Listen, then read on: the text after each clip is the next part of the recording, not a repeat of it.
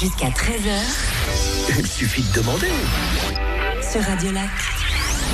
Tous les 15 jours, il est sur Radio Lac pour nous offrir ses très bons conseils. C'est François Michalon pour nous parler, une fois de plus, de charge mentale et de burn-out. C'est une situation, je l'ai dit, je le répète une fois de plus, qu'il a vécu personnellement. Bonjour François. Frédéric, bonjour. Aujourd'hui, on parle de WhatsApp. Eh oui, on va parler de WhatsApp parce que ça fait partie de notre quotidien et je vous dirais, ça n'arrête jamais. Vous avez déjà entendu ça ? Non, c'est pas le dernier tube de Jul, non, mais c'est bien la vie avec les groupes WhatsApp. Ces petites bulles colorées, vous connaissez, c'est devenu indispensable et pourtant ça bourdonne dans les poches comme des abeilles énervées. Même l'humoriste Gad Elmaleh en a fait un sketch. Alors, entre les groupes de famille, de l'école, celui des scouts, du foot, celui des apéros, des cadeaux de Noël bien sûr et celui des copines, eh bien on finit par se demander s'il ne faudrait pas créer une application pour gérer les groupes WhatsApp. Alors pour bien comprendre la puissance de WhatsApp, imaginez à l'échelle mondiale, c'est une application qui compte près de 3 milliards d'utilisateurs actifs par mois. Plus d'1 milliard de groupes existent déjà, de la famille aux collègues, avec un usage moyen de 38 minutes par jour et un taux d'ouverture des messages spectaculaire de 99%. C'est énorme, 38. C'est énorme. 38 minutes par jour, c'est énorme. Donc, on peut dire que si ça prend du temps, de la place et de la charge. Alors, en Suisse, il faut savoir que près de 90% de la population utilise WhatsApp, ce qui explique cette omniprésence des groupes et la possible surcharge informationnelle et mentale. Un vrai festival. Donc ça devient une charge mentale ? Ben oui, parce que ça n'arrête pas de cliquer, de sonner à chaque fois et c'est insupportable. C'est pour ça d'ailleurs que Gad en a fait un sketch qui est très amusant. Je vous invite à l'écouter. Alors, chers parents du héros du quotidien qui jonglait avec cette cacophonie digitale un petit peu comme des équilibristes sur un fil très fin, ça bip. Confine maman, on ne sait plus où donner de la tête. Et elle a raison parce que entre trier les messages sérieux, les blagues douteuses, les gifs de chat mignons et les infos à surtout ne pas manquer, c'est un marathon mental.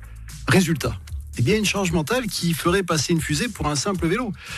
Anne Evrard, spécialiste du bien-être en Belgique, affirme « Ce flux incessant de notifications peut nous mener tout droit au burn-out parental, car il existe ce burn-out parental. » Oui, 8% des parents belges sont déjà sur le fil du rasoir, cerveau en surchauffe. Donc ça veut dire qu'ils s'occupent des enfants, puis à côté de ça, ils sont... À côté de ça, il y a les avec groupes. leur WhatsApp et leur groupe. Il y a des groupes sans arrêt. Et alors, ce qui est très intéressant, c'est qu'il y a, l'IRM le confirme, certaines zones de notre mémoire et concentration en prennent un coup.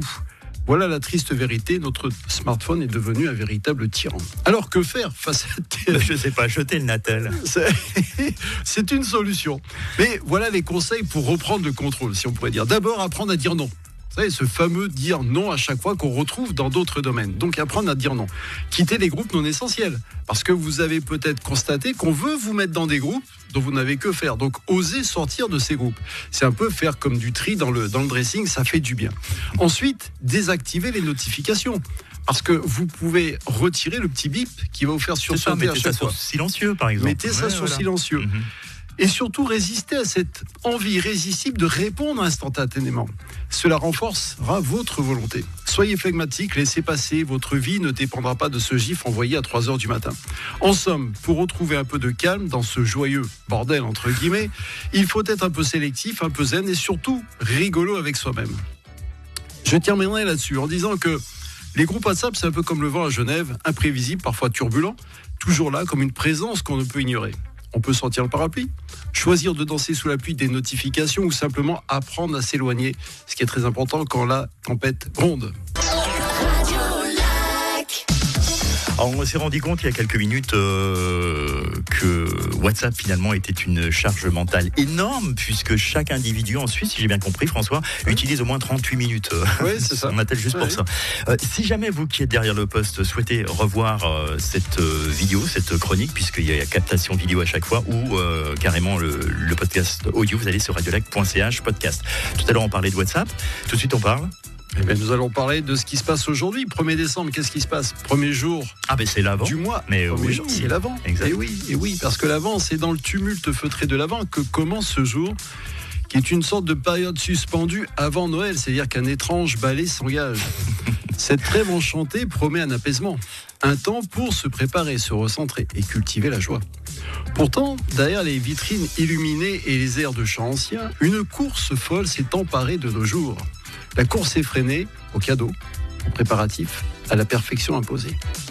Savez-vous qu'en France, plus de 7 personnes sur 10 ressentent du stress face aux achats de Noël ? Oui, mais ça, c'est chez nos amis français.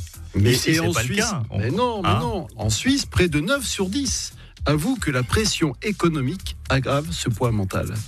Alors ce poids, c'est cette ronde infernale où le temps file, où les listes s'allongent, les budgets explosent et le cœur, lui, devient lourd. Alors derrière ces sourires, c'est souvent une fatigue palpable, une sensation d'être porté par un tourbillon qui ralentit jamais. Vous savez, des fois vous êtes épuisé, il faut faire les magasins, il faut faire ci, il faut faire ça, il faut, c'est épuisant.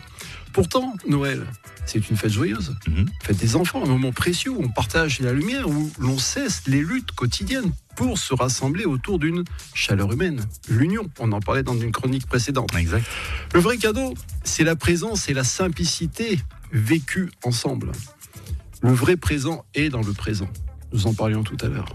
Alors, comment sortir de cette spirale étourdissante ? Comment alléger cette charge mentale, encore une fois ? Eh bien, cette année, dans l'esprit de l'Avent, accueillons l'imperfection comme une amie fidèle. Suivons notre intuition, nous en parlions aussi tout à l'heure, puis plutôt que la course folle imposée. Déléguer, lâcher prise, se permettre de ne pas être parfait. C'est cela la vraie magie. Suivons cette clé. Prendre le temps de respirer, de s'arrêter, de se préparer intérieurement loin de l'agitation. C'est la période de l'Avent. La joie ne se mesure pas au cadeau, mais au regard échangé, au rire partagé, au silence accueilli. La charge mentale, cette tempête qui nous emporte, peut s'apaiser avec douceur. Si l'on accepte la simplicité, la bienveillance et la présence. Respirez, ralentissez. Vous êtes déjà prêt à accueillir la vraie magie de Noël. Cette élégante simplicité, c'est le cadeau que nous pouvons nous offrir cette année, partout, entre la France, la Suisse, partout dans le monde. Parce qu'en vérité, la force réside dans l'esprit, dans le cœur que nous mettons à partager. Voilà l'essence même de cette période, dans le plus pur esprit de l'Avent. Et on se retrouve avec grand plaisir. Ça, c'est aussi un cadeau. Absolument. Et vous faites partie d'ailleurs du calendrier de l'Avent. On se retrouve dans 15 jours avec plaisir. Avec joie même. Merci François. Avec Frédéric Gamez sur Radio Lac. Il suffit de demander.